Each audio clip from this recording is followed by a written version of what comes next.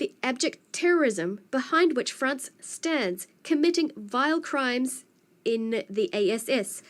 Following half a century of exploitation, uranium has brought our people nothing but misery, pollution, rebellion, corruption, and despair, while the French prospered and bolstered their power.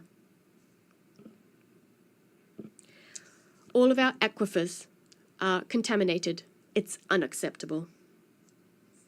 Also, since the advent of the National Council for the Safeguard of the Homeland and the decision taken by our government to exercise its sovereignty over its resources,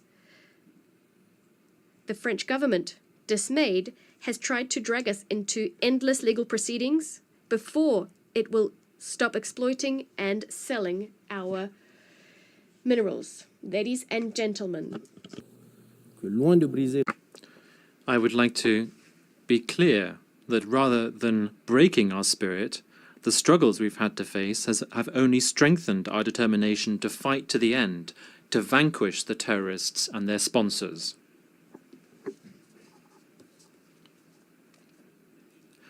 We can already take pride in some structural achievements that we have seen. What the people of Niger have been successful in since the 26th of July 2023, with the National Council taking power, is to put our country on a new trajectory, which is a source of great hope. Success means casting away from our country the forces that were hampering our sovereignty and were preventing our forces of defense and security from equipping themselves with the means to fulfill their missions. This is something we have to do. Success also means breaking with all of the unfair conventions, treaties, and laws that were not in the interest of Niger. This is a strong sign for all of those who are accustomed to looting Niger, that now our country will defend its interests unashamedly. Success also means reaffirming our sovereignty over our natural resources, which had all too long been plundered by foreign powers. Success also means uniting our people on questions of national interest. Now all the people of Niger are united. They are focused on safeguarding our country's best interests. They've understood that the battle is a collective matter. That is why we have a new motto, Labusani no in Zama, Zanshinkasane in Hwassa, and Hala Ledi Non in Fulfude. This means this is our business and our business alone. Success also means awakening our patriotism, which had all too long been trampled upon by individuals acting in their personal interests. Now, the people of Niger are proud of their fatherland. Success also means sincere support from the people to the government. People are now fully behind our efforts to put our country on the path to development. This also means that Niger can stand on its own 2 feet, can stand up to and vanquish terrorism, can protect its sovereignty, can invest in the country's future, in a nutshell, can live without the so-called foreign assistance, which is so often in the past been used to threaten and humiliate us. Success also means that for the first time in our country's history, decisions affecting Niger and our people are taken in Niger, by the people of Niger, and in the interest of Niger, and nowhere else.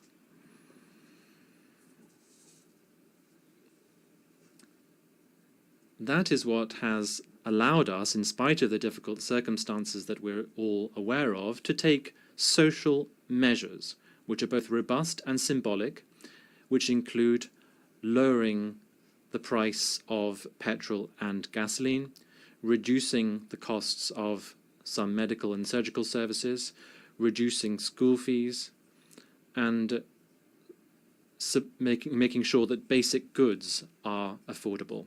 Madam President, ladies and gentlemen, as you can see, Niger is well on the way to a new model of governance. This approach was built upon in the conference that was held, the national conference held in Niamey from the 15th to the 20th of February this year, which brought together all of the forces of the nation. This led to the adoption of significant recommendations and the drafting of a reform charter for our country. In line with the charter, it also allowed us to progressively establish our institutions, such as the Reform Council, the State Court, the Audit Court, the Commission to Combat Economic, Financial and Fiscal Crimes, the National Communication Unit, and the Authority for Regulation of Public Procurement.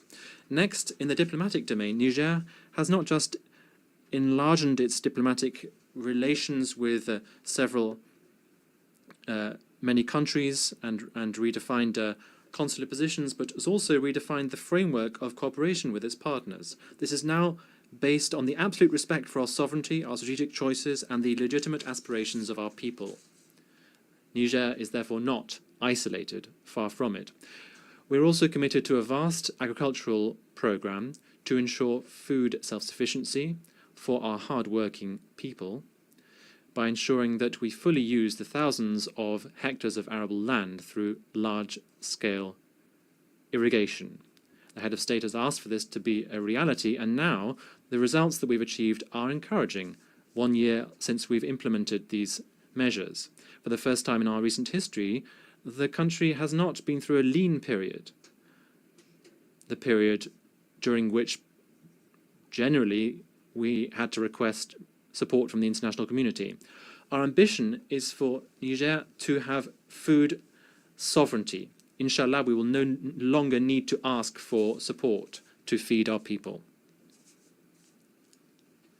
Turning to economics, in spite of the iniquitous sanctions imposed on Niger and the economic blockade supported and financed by France,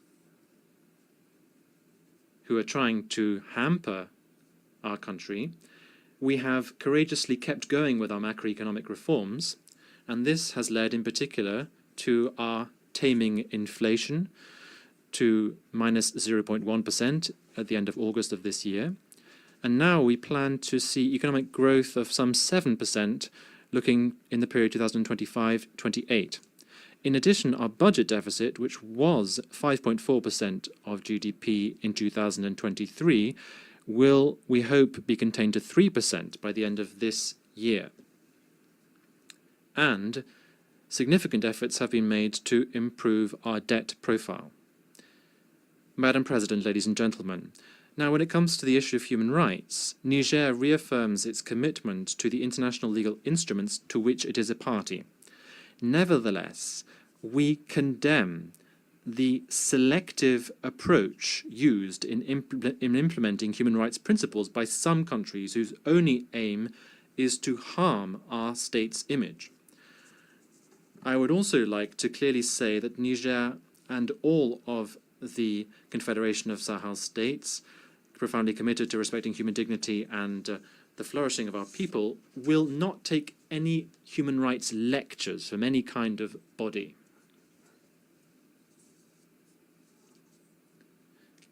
Given the security, diplomatic and development challenges, Burkina Faso, Mali and Niger have taken the historic decision to establish a strategic alliance, which is the Confederation of Sahel states. And the speakers from Burkina Faso and Mali have already mentioned this. This is a context in which we coordinate our policies and we are building our future together with our own ideas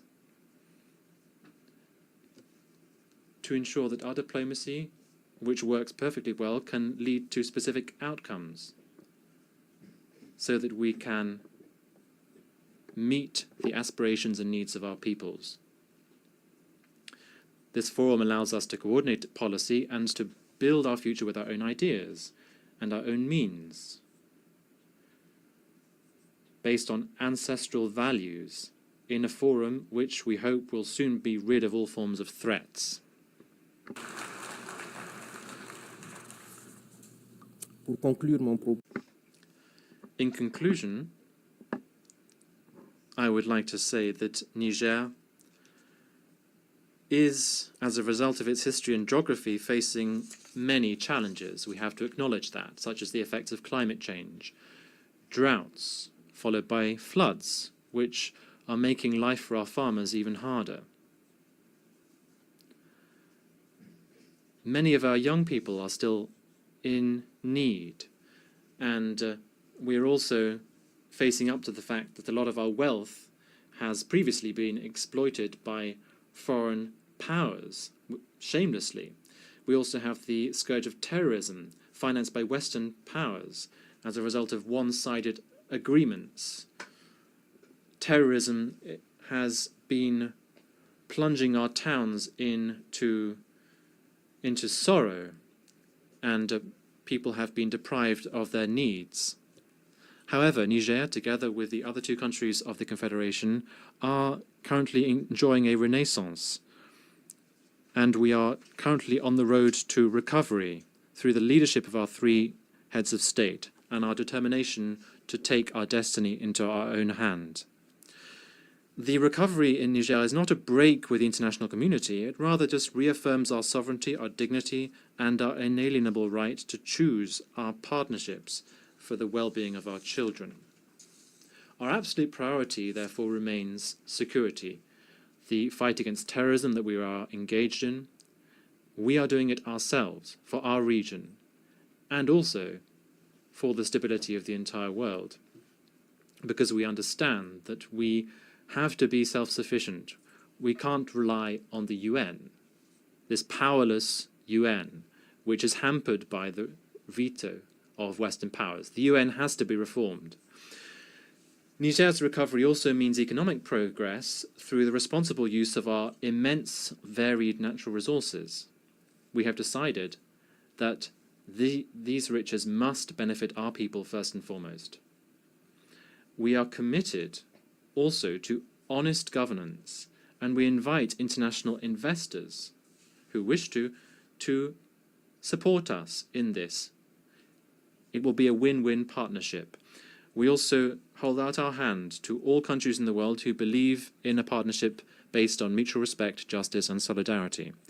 This reform also means ensuring food self-sufficiency in our country. Our government is focusing on agroecology and large-scale irrigation, as I have already said. Being self-sufficient remains the watchword of our head of state. Madam President, we still believe in multilateralism as the way to overcome global challenges.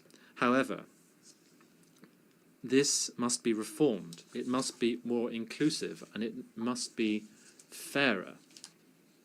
Africa must have its full place as it is required in international decision-making bodies, including in the Security Council. The voice of our alliance must be heard when peace in the world is discussed. We have our role to play. We must work together to build a more resilient, a fairer, more equal world. A world in which security is not the privilege of just a few powers, but the right of all countries, be they large or small. A world in which every nation's view counts without any kind of discrimination, and where the voices of the people are heard. Ladies and gentlemen, thank you on behalf of my country, Niger. On behalf of the Assembly.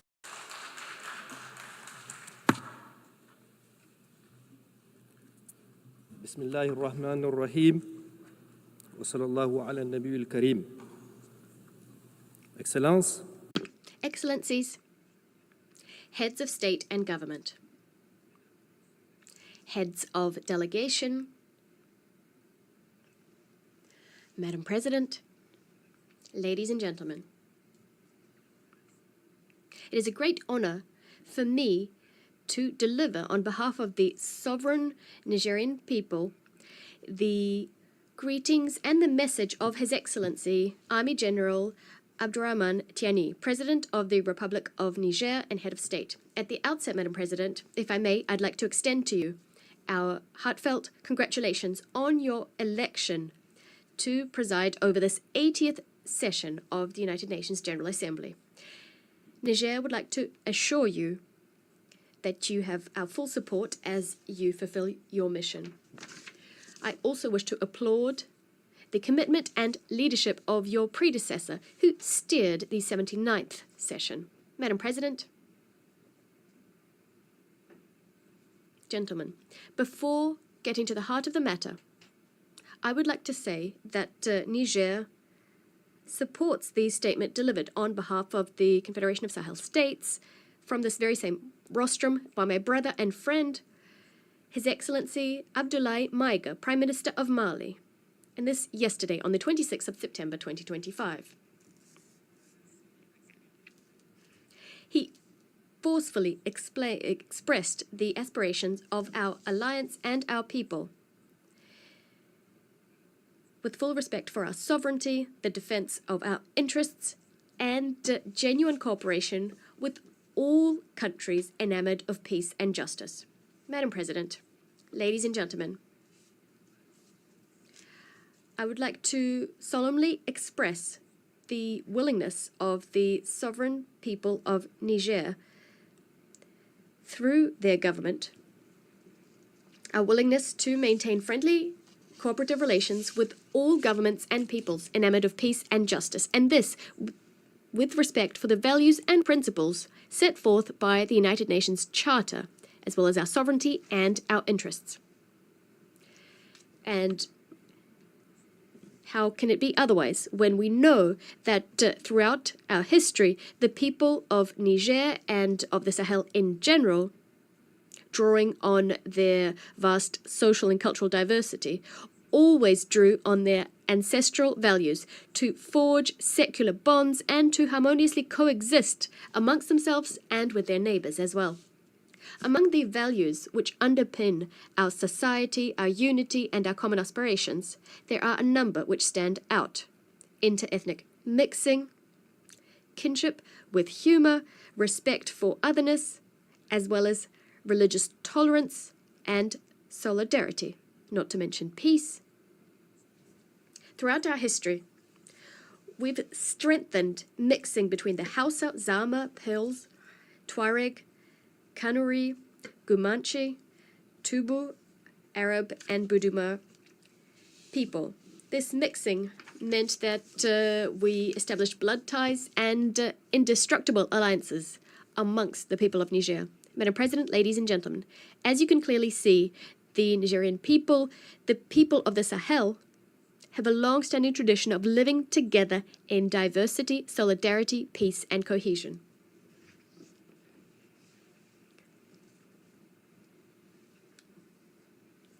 Across the vast territory of the Sahel, where the climate is often arid, our people understood very quickly that it was necessary to organize, to establish bonds, to cooperate with one another, so as to live in peace and security on this shared territory. These people understood that sticking together, expressing solidarity, is not an option, a way of becoming stronger. It was a precondition for their very survival. And it is for that very reason that we naturally support all initiatives which support international cooperation and solidarity so as to achieve our common objectives, that is peace, development, and the well-being of all. For that same reason, we rise up against all initiatives or any actions which undercut the international community's efforts directed at achieving peace and development. Drawing on these principles, the people of Niger unreservedly condemn the Israeli genocide in Gaza. We unswervingly support the establishment of a sovereign Palestinian state.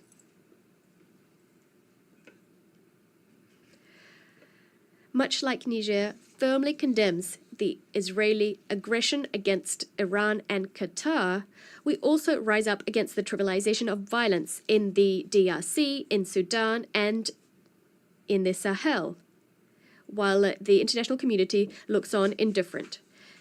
And in fact, some elements of the international community, some foreign powers are complicit in what's happening in the African continent. Madam President, ladies and gentlemen, actors directly getting involved in conflicts are not the only ones responsible for the insecurity and uncertainty our world faces today. Niger would also like to denounce the inaction of all those who do have the means to act to promote truth and peace. The silence of those who do have a voice, the indifference of those egoists who stand ready to destabilize entire countries or regions in their own interests, the lack of humanism on the part of those who work in underhand ways to sow death in other countries, and the foolishness of those who betray their motherland and their continent. President, ladies and gentlemen, inaction, indifference, complicit silence, as well as subversive and underhand actions to destabilize the situation, violent disinformation campaigns, information wars. This is the reality that my country and the Confederation of Sahel States, the ASS, are facing as we combat imported terrorism backed by sponsors. Niger, in particular, has been living through this since the 26th of July 2023. That is the date when the sovereign people of Niger decided to take destiny into their own hands. We must grasp the complexity of the tragedy unfurling in the Sahel, the challenges it throws up, the ins and outs. This is necessary to understand not only the game various actors are playing, but also the determination of our people and their governments to fight for victory, to tackle this challenge, regardless of the time and the sacrifice this will require. We will be defending our countries to ensure our survival. We will be defending our territory and our people. Madam President, ladies and gentlemen, the usual narrative states that the situation in the Sahel can be explained away by the fall of the Gaddafi regime in 2011 and the collapse of the Libyan state, which resulted in armed groups being unleashed in our region and large quantities of weapons flowing into that same region. Others might mention the victory of the people of Algeria, a victory over terrorism which they achieved in the 1990s, which as a result pushed the conflict to the Sahel as terrorists found refuge in the Sahara and the Sahel. We must add to that the indisputable fact that as Western powers and armies set up shop in the Sahel countries, in Mali, Niger, and Burkina Faso in particular, to supposedly help these countries to combat terrorism, what we actually saw is terrorist phenomena in the region expand and intensify. Furthermore, it is also held up as an indisputable truth that the main leaders of these terrorist movements do not come from the Sahel. It's also necessary to underscore that they have vast logistical means, a specific modus operandi, and exhibit blind, unheard-of violence, which is completely foreign to our geographical and cultural space. Indeed, our countries, throughout our history, have known wars in the name of religion, we've seen rebellions, but we've never seen such bloody, gratuitous, indiscriminate violence on a scale that we're experiencing now. For all of the above reasons, I'm sure you'll agree that this is deliberately imported terrorism that we're facing. Madam President, this is also sponsored terrorism, and this throws up the actual genuine issue of terrorism financing and the destination of all of the resources terrorists have been capturing for over a decade now. How can we understand the fact that terrorists have maintained the war effort over such a long period of time? We must also point out the happy coincidence which saw in Kidal in Mali a stronghold for terrorists liberated Thank you, Africa.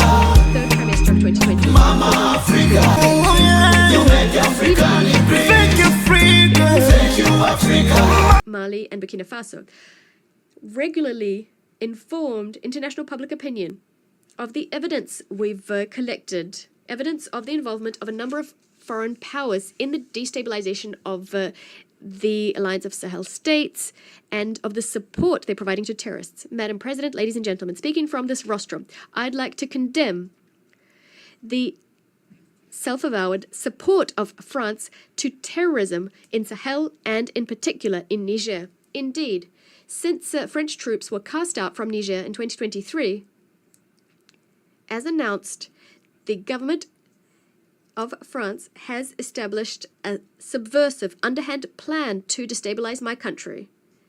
It involves sending intelligence to, training, funding, and equipping terrorists. Unfortunate attempts to create the conditions for inter-ethnic conflicts in Niger and in the Sahel, a disinformation and misinformation campaign to discredit my country, our institutions, our political leaders, and our army. France has also maintained and fueled ongoing political tensions between my country and some of our neighbors. On top of that, we must mention the economic and financial war, an unprecedented war which betrays France's hateful desire to thwart any and all of our development projects by disincentivizing investment and systematically voting against my country in all international financial institutions, whether that be the African Development Bank, the World Bank, or the IMF. Madam President, ladies and gentlemen, what's happening today in our region, in the Sahel, and specifically in Niger, is the result of a number of factors. First, unpaid colonial debts. These debts must be paid off. Our people never forgot the unheard of violence which characterized the colonial occupation. The infamous Voulez Chanoine mission and other military expeditions which stood out because of all the death and the large-scale torture which they unleashed in Terra, in Junju, in Duchi, in Koni, in Tessawa, and in Zinda, and this in a matter of years.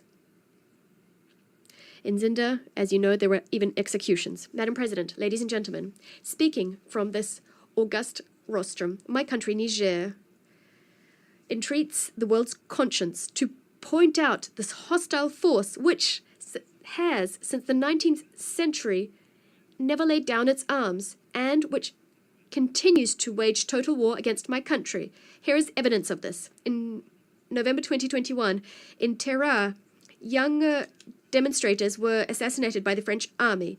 The threat of military intervention on the part of ECOWAS has been instrumentalized by France. We must call a spade a spade.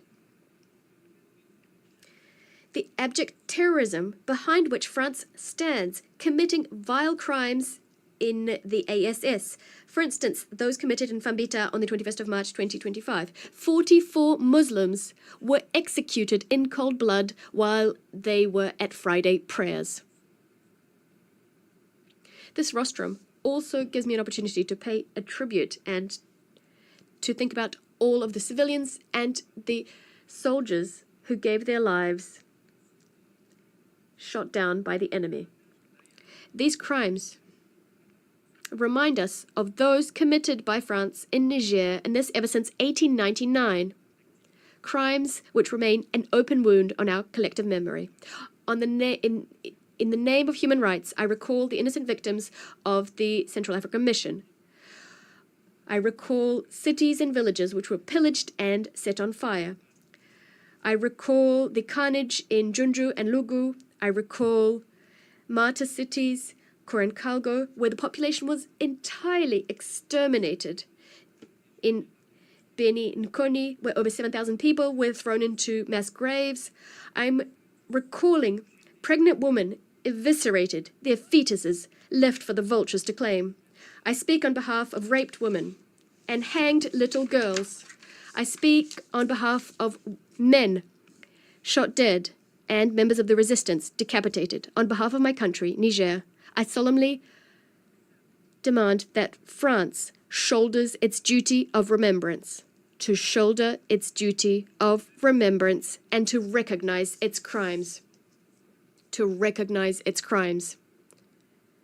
On this note, General Chani has established a commission of experts, academics, and scientists to study these dark pages in our history and to rewrite the true history of our country, to set the record straight, to speak the truth, to reclaim ownership of our history, and to give back to our great nation its dignity. Thank you, Africa.